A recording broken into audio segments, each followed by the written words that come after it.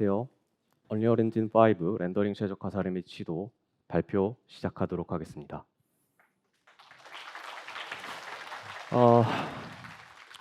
많이들 와주셨네요. 제가 사실 이렇게 큰 단상에서 발표를 하는 게 처음이라 지금 되게 많이 긴장되고 떨리는데 그래도 준비한 내용 최선을 다해 전달해 보겠습니다. 혹시 컴퓨터 그래픽스나 렌더링 관련해서 어느 정도 좀 지식이 있으신 분들 한번 해볼 수 있을까요?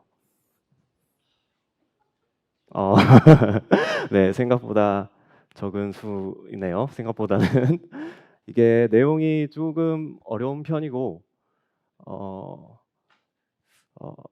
이게 제가 모르시는 분들한테는 이게 저 사람이 지금 한국말을 하고 있는 건가? 약간 이렇게 느낄 수도 있는 그런 내용들이라서 좀 어렵게 느끼실 수도 있는데 지금 시간도 되게 좋아요. 사람이 이제 가장 졸릴 수 있는 시간 오후 2시입니다. 네. 게다가 제 목소리도 꽤 나긋나긋한 편이어서 아마 꿀잼의 시간보다는 꿀잠의 시간이 되지 않을까 생각해 봅니다. 그럼 네. 제 소개를 짧게 드릴게요. 저는 21년 초에 원더피플에 처음 프로그래머로 입사하여 현재 넥슨에서 근무하고 있는 강준수라고 합니다. 반갑습니다. 프로그래밍 초보 시절 때부터 그래픽스에 관심이 많았고요. 그래서 그래픽스 프로그래머를 꿈꾸긴 했는데 뭐 어찌저찌 잘 돼서 현재 넥슨에서 엔진 프로그래머로 관련된 일을 하고 있네요. 간단하게 저희 팀 소개도 드리겠습니다. 우선 저희는 개발관리그룹 소속 게임 엔진팀이라고 하고요. 특정 프로젝트에는 속하지 않은 고용 조직입니다. 넥슨 내에 있는 다양한 프로젝트들을 대상으로 최적화 문제, 기술 문제, 요구 기능 구현 등 다양한 방면으로 기술적 도움을 드리고 있습니다. 이번 발표도 소개해 드릴게요. 아시는 것처럼 언리얼 엔진 5는 개발에 필요한 다양한 기능들뿐만 아니라 대단히 높은 수준의 그래픽도 제공하고 있죠.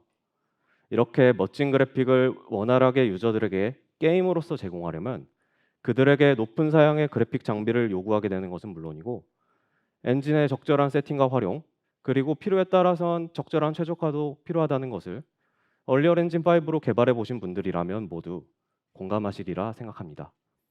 본 발표는 저희 팀의 주 업무 중 하나인 최적화, 그 중에서도 그래픽스, 렌더링 최적화에 대한 내용을 다루게 될 텐데요. 사실 이번에 다룰 내용이 엄청 대단하다거나 아이디어가 무척 신선하다거나 하지는 않습니다. 하지만 저는 이 발표가 이렇게 들으시는 청중분들로 하여금 어떤 작은 영감이나 아이디어의 씨앗이 될 수 있길 바랬어요.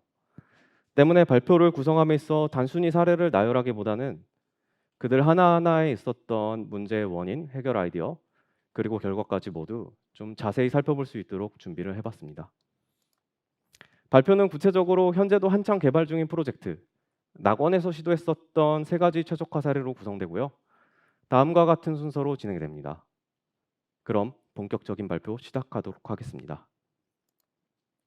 가장 먼저 소개시켜드릴 사례는 나나이트, 그 중에서도 그래스에 관련 얘기입니다. 낙원맵 내에서 나나이트 비지빌리티 버퍼 패스의 수행 시간이 과도하게 높은 지점을 발견하게 됩니다. 원래 해당 패스의 평균적인 소요 시간은 1에서 2ms 사이 정도였는데요. 이 지점에선 그것을 한참 초과한 약 4ms 정도가 소요되었었죠. 이 문제는 결론적으로 해당 지역에 과밀하게 배치된 풀 때문에 발생했습니다. 에디터에서 확인해 보니 주변에 약 50만 개 정도의 풀 인스턴스가 배치되어 있었고요. 이들 모두는 나나이트 메쉬로 설정되어 있었습니다. 물론 이것이 이 화면에 보여지는 풀 인스턴스의 수는 아니지만 다른 지역에 비하면 확실히 그 수가 많은 상황이었죠. 이러한 상황을 조금 더 구체적으로 보여주는 수치는 여기 보이시는 비지블 클러스터 수입니다. 비지블 클러스터는 화면에 보여져 렌더링되는 작은 나나이트 메쉬 조각이라고 보시면 되는데요.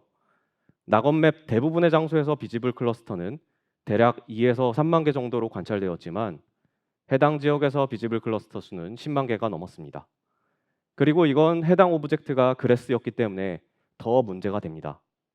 그렇다면 그래스에 무엇이 문제였는지 그들의 특징과 함께 살펴보도록 하죠.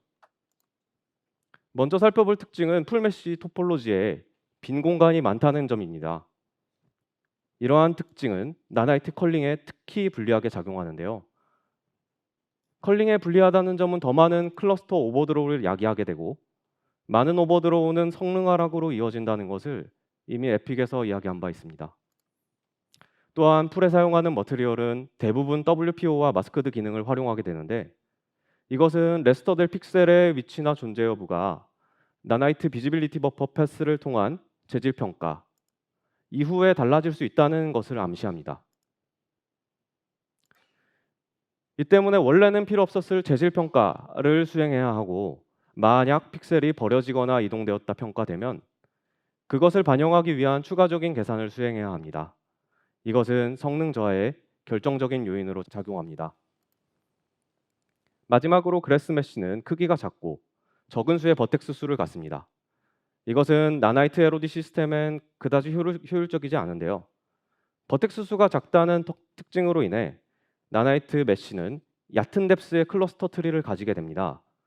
또한 작은 크기로 인해 비교적 근경해서 이미 루트 클러스터로 렌더링되고 있을 수 있습니다. 오른쪽에 루트 클러스터로 렌더링되고 있는 부분을 표시해 본 것입니다. 붉은색으로 표시된 부분이 루트 클러스터로 렌더링되고 있는 그래스이고 게임상에서 거리는 5에서 10m 사이입니다. 생각보다 가까운 거리죠. 이러한 특징은 원경에 더 대응할 수 있는 LOD가 부족한 상황으로 잠재적인 문제라고 볼 수 있습니다. 정리해보면 풀 메쉬의 특징들은 대부분 나나이트의 불리한 쪽으로 작용하고 있었다라고 할 수 있는데요. 이러한 특징에 따라 저는 몇 가지 최적화 아이디어를 생각해 봤습니다. 먼저 이 두 특징들에 대해선 메쉬를 단순화한다거나 WPO를 잘 조절한다든가 하는 등의 결국엔 에셋을 잘 만들고 설정을 잘 다듬어야 한다 정도의 아이디어밖엔 떠올릴 수 없었습니다. 하지만 그래도 이 특징에 대해선 나름의 아이디어는 떠올려 볼 수 있었는데요. 그것은 앞서 언급한 LOD 부족에 대한 접근이었습니다. 크게 두 가지 방법을 시도해 보았습니다. 하나는 나나이트 임포스터의 활용이고 나머지 하나는 병합된 메쉬의 이용입니다. 먼저 나나이트 임포스터 활용에 대해 살펴보겠습니다. 나나이트 임포스터는 얼리얼 엔진 5.2에서 추가되었고요. 옥타헤드랄 임포스터를 기반으로 구현되어 있다고 합니다. 기본적으로 비활성화되어 있고 약간의 코드 수정을 통해 활성화할 수 있습니다. 저는 이 임포스터를 루트 클러스터의 상위 LOD라는 개념으로 접근해 보고자 했습니다. 이를 실현하기 위해 제공되는 기능을 그대로 사용하진 않았고요. 몇 가지 엔진 커스텀을 했습니다. 그 중에서 가장 중요했던 것은 임포스터로 렌더링될 조건을 변경하는 것이었습니다. 임포스터는 인스턴스가 특정 픽셀 사이즈 이하일 때 나나이트 대신 렌더링됩니다. 저는 이 조건을 변경하여 루트 클러스터로 렌더링되며 특정 LOD 임계값을 넘어설 때로 변경하였습니다. 임포스터를 루트 클러스터의 상위 LOD로 작동하게 하는 구체적인 내용이었죠. 과연 이렇게 바꾼 것에 효과는 있었을까요? 테스트 결과 아예 효과는 없는 것은 아니지만 굉장히 아쉬운 성능 이득만 관찰할 수 있었습니다. 게다가 비주얼 또한 많이 아쉬웠는데요. 임포스터로 렌더링되는 그래스가 이렇게 왼쪽에 비해 거뭇거뭇하게 렌더링되는 부분이 보기에 거슬렸기 때문입니다. 이와 같이 임포스터의 활용은 성능과 룩 모두에 아쉬움이 있었기 때문에 폐기하게 됩니다. 다음으로 시도했던 병합된 메쉬 활용에 대해 살펴봅시다.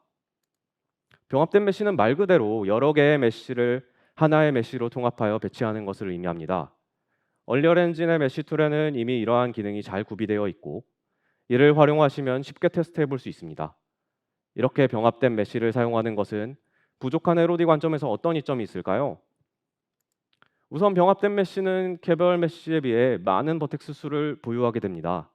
이를 통해 나나이트 메쉬는 더 깊은 LOD 트리를 생성해낼 수 있고 이것으로 원경에 대해 더 효과적으로 대응할 수 있게 되는 거죠. 자, 그렇다면 병합된 메쉬를 사용했을 때 성능은 어땠을까요? 테스트는 실제 게임 맵이 아닌 게임 내 사용되는 프랍들을 간단히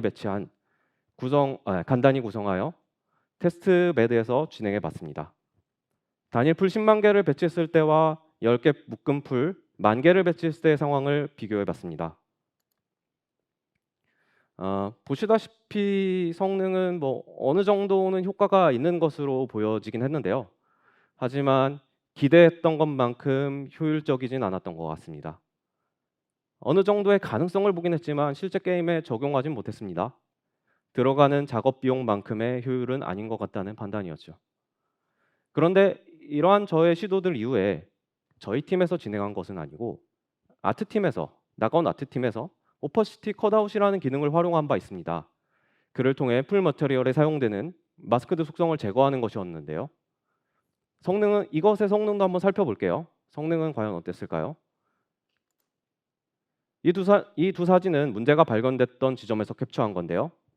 기존 4.37ms에서 2.38ms로 성능이 대폭 상승한 것을 확인할 수 있었습니다. 그래스 나나이트 이것은 아마도 WPO와 마스크드 머터리얼이 사라지면서 그 추가적인 계산이 사라져서 이렇게 성능이 향상된 것으로 보고 있어요.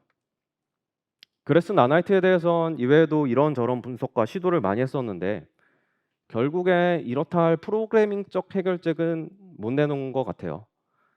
작업을 하면서 많이 느꼈던 것은 나나이트의 설계 의도 또는 정신이랄까요? 그런 것과는 부합하게 폴리지는 일단 에셋을 잘 다듬는 게 중요하겠다라는 것을 좀 느꼈던 것 같습니다. 여담이지만 이번에 나오는 얼리얼 엔진 5.6 버전에 제가 발표한 내용과 꽤 관련이 있는 폴리지 최적화에 대한 내용이 있습니다. 복셀을 활용한 LOD 최적화인데 관심이 있으시다면 확인해 보시면 좋을 것 같아요. 다음 살펴볼 사례는 볼륨메트릭 포그입니다. 낙원은 포그를 적극적으로 활용하는 게임입니다. 그런데 특정 지점에서 포그가 벽을 뚫고 나와 스며드는 듯한 비주얼적인 문제를 발견하게 되는데요. 사실 이 문제는 기존 개발자분이 이미 잘 대응을 해주셔서 거의 해결이 된 상태였는데 이로 인해 발생되었던 추가 비용을 저희 팀에서 캐치하게 되고 그것을 개선하는 작업을 진행하게 됩니다. 먼저 포그란 무엇인지부터 시작해 봅시다. 현실 세계에서 포그란 사방의 빛이 특정한 소립자에 의해 눈으로 산란되어 들어오거나 또는 원래는 들어와야 할 빛이 산란되어 들어오지 않게 되는 현상을 얘기합니다. 이걸 수식으로 모델링하면 이러한 모습이 되는데요. 여기에서 보이는 LE, 레디언스, 즉 카메라로 입사하는 빛을 뜻하고요. 스캐터링 부분에 대해서는 구간에 대한 적분을 확인하실 수 있습니다. 컴퓨터로 이런 적분을 다룰 때는 일반적으로 리만 썸으로 계산하게 됩니다. 볼륨메트릭 포그도 이런 식으로 구현이 되고요. 리만 썸을 수행하기 위해서 뷰 공간을 3차원 그리드로 나눈 프록셀이라는 자료 구조를 정의합니다. 프록셀은 구체적으로 3차원 텍스처이며 이렇게 이산화된 공간 하나하나를 셀이라고 합니다. 이것을 통해 스캐터링 계산을 위한 리만 썸이 수행됩니다. 설명 편의를 위해 카메라가 좌측에 위치하며 이때 정의되는 볼륨메트릭 포그의 프록셀이 다음과 같다고 해보겠습니다. 배치된 전구나 태양은 광원을 의미합니다. 뷰 공간 내에서 광원들로부터 빛이 입사할 것이고 사방으로 산란이 발생할 것입니다. 하나의 셀에는 이 중에서도 카메라 방향으로 산란된 값을 계산하고 저장하게 됩니다. 이러한 계산을 모든 셀마다 수행합니다. 그 후 계산 결과들을 같은 지축 방향으로 누적합니다. 이것이 스캐터링 리만섬을 계산하는 대략적인 과정입니다. 그런데 여기에 한 가지가 더 추가됩니다. 바로 이 스캐터링에 관여하는 광원이 하나 더 있다는 것인데요. 그것은 바로 간접광입니다. 간접광으로 사용되는 데이터의 이름은 루멘 트랜슬루센시 볼륨입니다. 이것에 대해 간략하게 설명드리자면 루멘의 기능 중 하나로 마찬가지로 프록셀 자료 구조로 구현됩니다. 각 셀의 중심에서 모든 방향으로 트레이싱한 레이디언스, 빛을 저장합니다.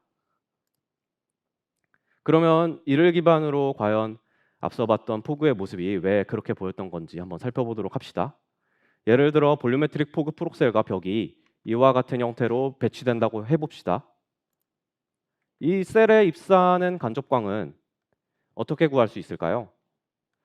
간접광은 앞서 봤던 루멘 트랜슬루센시 볼륨을 샘플링해서 구해옵니다.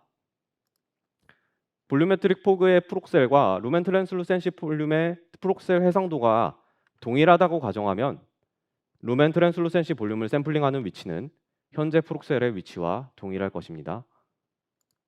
그런데 텍스처를 샘플링할 때는 딱 그 위치의 텍셀 정보만 가져오는 것이 아닙니다. 주변의 텍셀 데이터까지 함께 가져와 보관하는 과정을 거치게 되는데요. 이를 바일리니어 필터링이라고 부릅니다. 이 과정에서 벽 외부에서 추적한 간접광 정보가 섞이게 됩니다. 이렇게 벽 너머 외부에 불필요한 데이터가 섞이는 현상을 빗셈 현상이라고 부릅니다. 컴퓨터 그래픽스에선 굉장히 흔한 문제 중 하나입니다. 설명 편의를 위해 바일리니어 필터링에 초점을 맞추긴 했는데요. 사실 빗셈이 발생하는 원인은 이뿐만은 아닙니다. 주요 원인으로 레이트레이싱 과정에서 발생하는 트레이싱 거리 오차, 소스 간 해상도 차이 등이 있습니다. 결국 이 문제는 간접광의 빗셈 때문에 발생했던 것입니다. 그러면 이것을 해결하기 위한 기존의 해결 방법이 무엇이었는지, 추가 비용에 대한 것은 왜 발생했는지에 대해 얘기해 봅시다. 기존의 해결법은 GI 스캐터링을 구할 때 천장 방향으로 차폐도를 계산해 감세로 적용합니다. 쉽게 얘기해 공간이 실내라고 판단되면 간접광의 영향을 줄이는 것이었습니다. 이때 하늘 방향 차폐도를 구하기 위한 트레이싱이 수행됩니다. 이것은 훌륭한 해결책이긴 하지만 추가 비용의 원인이 됩니다. 저는 이 비용을 줄이면서도 비주얼적으로 동일한 효과를 내는 방법에 대해 고민하게 됩니다. 크게 두 가지 접근 방식을 생각해 보게 되는데요. 하나는 하늘 방향 차폐도가 아닌 다른 방식으로 감세 요인을 결정할 수 있을까였고, 나머지 하나는 트레이싱을 하지 않고 차폐도를 구할 수 있는지였습니다. 전자의 경우 여러 아이디어가 직관적으로 떠오르긴 했습니다. 예를 들어 실내에 트리거 볼륨을 설치하고 그 안으로 캐릭터가 들어갔을 때 GI 산란 강도를 낮추면 그런 방식을 생각해 볼 수 있지 않을까요? 그런데 이건 조금만 생각해 봐도 예외 케이스들이 너무 많았습니다. 예를 들어 실내에서 캐릭터가 창을 통해 밖을 보는 상황을 생각해 볼 수 있겠죠. 이런 식으로 떠오르는 아이디어마다 예외도 같이 떠올랐기 때문에 이 접근 방식은 포기하게 됩니다. 후자의 경우 루멘 트랜슬루센시 볼륨으로 어떻게 해볼 수 있지 않나 하는 생각이 들었습니다. 앞서 말했듯 루멘 트랜슬루센시 볼륨은 각 셀의 중심에서 모든 방향으로 레디언스를 트레이싱한 정보라 하였는데요. 모든 방향이라는 것이 사실 이산화된 방향이긴 하지만 그 중에는 분명 하늘 방향이 포함됩니다. 이것은 레이 트레이싱을 통해 구한 정보이므로 트레이싱 거리가 포함됩니다. 이 점을 활용하면 별도의 계산 없이 하늘 방향 차폐도를 구할 수 있게 됩니다. 거기에 더해 루멘 트랜슬루센시 볼륨 텍스처에 사용되지 않는 필드가 하나 있었는데요. 여기에 차폐도를 계산하여 저장하면 추가적인 샘플링도 필요 없게 되므로 비용 절감 효과까지 얻을 수 있었습니다. 사실상 제로 코스트에 가까운 해결책을 마련할 수 있었던 것입니다. 과연 이렇게 루멘 트랜슬루센시 볼륨을 활용해 차폐도를 적용한 결과는 어땠을까요? 일단 비주얼적으로는 원하는 바를 달성할 수 있었고요. 기존의 해결 방식에서 추가됐던 비용은 사라지는 효과를 보게 되었습니다. 이 작업은 문제 원인 분석이 정말 중요했던 사례라고 생각하는데요. 왜냐하면 그 과정에서 이미 존재하고 있었지만 숨어있던 가능성을 발견했기 때문입니다. 마지막으로 살펴볼 사례는 프론트 레이어 리플렉션입니다. 반투명 재질의 반사 퀄리티가 너무 낮은 문제가 있었습니다. 불편하죠? 이 문제는 간단하게 루멘 프론트 레이어 트랜슬루센시 리플렉션, 줄여서 그냥 프론트 레이어 리플렉션이라고 할게요. 이라는 기능을 활성화하면 해결됐는데 보시는 것처럼 반사 퀄리티가 상당히 높아지는 것을 볼 수 있습니다. 편안해졌죠? 하지만 높아진 퀄리티만큼 수행 시간도 늘어나게 되는 문제가 있었습니다. 성능으로 확인해 보면 이 상황에서 반투명 렌더링 패스의 수행 시간은 1.3ms 정도로 나옵니다. 그런데 원래는 0.3ms 정도가 나와야 하는 패스입니다. 물론 이렇게까지 크게 차이가 나는 경우는 이처럼 반투명 재질이 화면에 크게 보이는 경우이긴 합니다만 여튼 비주얼적으로는 효과가 뛰어나고 아티스트 입장에선 당연히 활용하고 싶었던 니즈가 있었겠죠. 그래서 이에 따른 최적화 작업을 진행하게 됩니다. 과연 과연 기능을 활성화하기 전에는 무엇이 문제였는지, 기능을 활성화했을 때 나오는 추가 비용은 어디에서 왔는지 함께 살펴보도록 합시다. 먼저 반투명 렌더링부터 시작해 봅시다. 반투명 재질은 투명하기 때문에 뒤에 있는 색과 섞여야 합니다. 이를 위해 모든 불투명 재질들을 먼저 디퍼드 렌더링하고 이후에 반투명 재질들에 대해 포워드 렌더링을 하게 됩니다. 이 과정에서 리플렉션은 라이팅의 일부로서 각각의 라이팅 패스에서 따로 처리됩니다. 리플렉션은 구체적으로 반사의 소스를 렌더링하고 그것을 재질에 입히는 라이팅 과정으로 구성됩니다. 이때 반사의 소스를 렌더링하는 시점에 따라 사전 베이킹 방식과 실시간 렌더링 방식으로 나뉘게 됩니다. 루멘을 사용하는 프로젝트에서는 특별한 설정이 없다면 기본적으로 실시간 렌더링 방식으로 동작하게 됩니다. 그런데 실시간 렌더링 방식은 비쌉니다. 이 때문에 반투명 리플렉션은 제대로 계산하지 않고 러프하게 계산하는 것을 기본으로 하는데요. 그리고 이를 제대로 계산하게 하는 기능이 이번에 살펴볼 프론트 레이어 리플렉션이라고 보시면 됩니다. 이것은 사실상 루멘 리플렉션과 동일한 기능이며 프론트 레이어라는 수식어가 붙은 것은 가장 앞에 있는 반투명 재질들에 대해서만 리플렉션을 처리하기 때문입니다. 기능을 활성화하면 두 개의 패스가 추가됩니다. 하나는 재질의 뎁스와 노멀 등 리플렉션 소스를 렌더링하기 위한 Gbuffer 패스가 추가되고요. 나머지 하나는 리플렉션 소스를 렌더링하는 루멘 리플렉션 패스입니다. 이때 추가되는 패스들, 특히 레이트레이싱을 수행하는 루멘 리플렉션 때문에 반투명 렌더링 비용이 상당히 증가하게 됩니다. 저는 이것을 최적화하는 방식에 대해 고민하게 됩니다. 크게 두 가지 접근 방식으로 접근해 봤습니다. 하나는 기본 반투명 반사의 퀄리티를 높여보자는 것이었고 나머지 하나는 프론트 레이어 리플렉션의 퀄리티를 낮춰 수행 시간을 최적화하는 것이었습니다. 전자의 경우 반사를 근사하는 데 사용되는 소스의 퀄리티를 높여야 하는데 이것은 효과를 장담하기 힘들고 자칫하면 배보다 배꼽이 더 커질 수 있기 때문에 포기합니다. 후자의 경우 반사의 해상도를 낮추면 어떨까라는 생각이 떠올랐는데요. 사실 루멘 리플렉션에 이러한 다운스케일 기능은 이미 구비가 돼 있었습니다.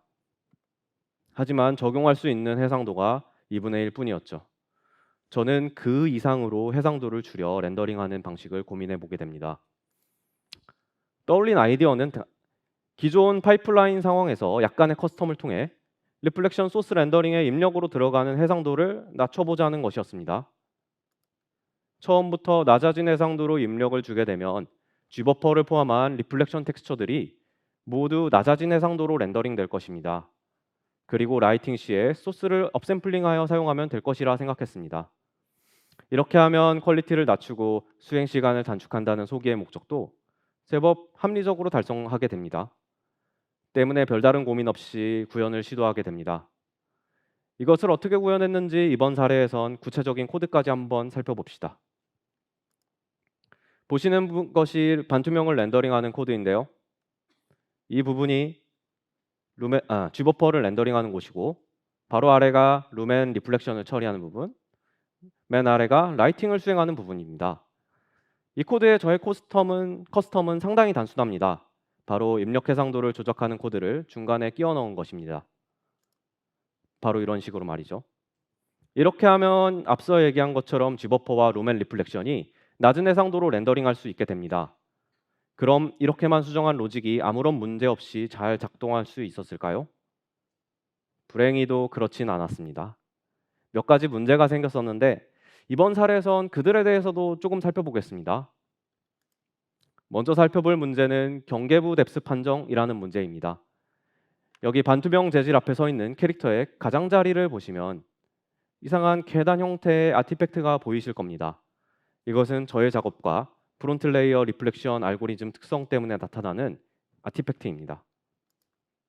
프론트 레이어 리플렉션의 맨 앞 픽셀 판별은 라이팅 C의 재질 뎁스와 앞서 그렸던 G 버퍼의 뎁스 간 비교로 이루어지는데요. 이렇게 뎁스를 그냥 다운스케일 해버리면 해상도 차이로 인한 오차가 발생합니다.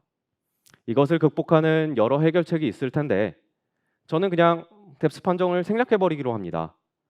뎁스 판정을 생략해버리면 맨 앞 픽셀을 판별할 수 없게 되어 모든 반투명 재질에 리플렉션이 적용됩니다. 결과적으로는 반투명 재질이 겹쳐진 부분에서 반사가 강해지는 듯한 부작용이 발생되는데요. 그럼에도 불구하고 제가 그냥 생략해버린 것은 일단 사이드 비용을 줄이고자 한 것도 있었고, 무엇보다 그렇게 하더라도 인게임에서 그렇게 티나지 않았기 때문입니다. 보시는 화면은 유리문 뒤에 다른 유리문이 있는 상황으로 뎁스 판정을 생략했을 때 반투명 반사가 강해지는 아티팩트가 발생하는데요. 보시는 바와 같이 약간의 차이가 생기긴 하지만 분간하기는 어렵습니다. 또 다른 문제로 플리커링 문제가 있었습니다. 영상을 보시면 캐릭터 주변이나 유리창가 가장자리에 뭔가 자글자글거리는 아티팩트를 보실 수 있는데요. 이것은 루멘 리플렉션의 내부 공정 중 템포럴 어큐뮬레이트를 수행할 때 동반되는 노이즈입니다. 제 구현에서는 해상도를 그냥 낮춰버렸기 때문에 템포럴 어큐뮬레이트의 내부 오차가 커지게 됩니다. 그로 인해 더 많은 노이즈가 발생하게 됩니다. 거기에 낮은 해상도의 반사 소스를 아무런 처리 없이 업샘플링하여 사용하다 보니 노이즈 픽셀, 검은색 부분이 검은 점이 노이즈인데요. 확대되어 더 두드러지게 보였던 것입니다. 여기 화면에 이 노이즈는 다운스케일된 리플렉션 텍스처에 미디엄 필터를 적용하는 것으로 해결했습니다.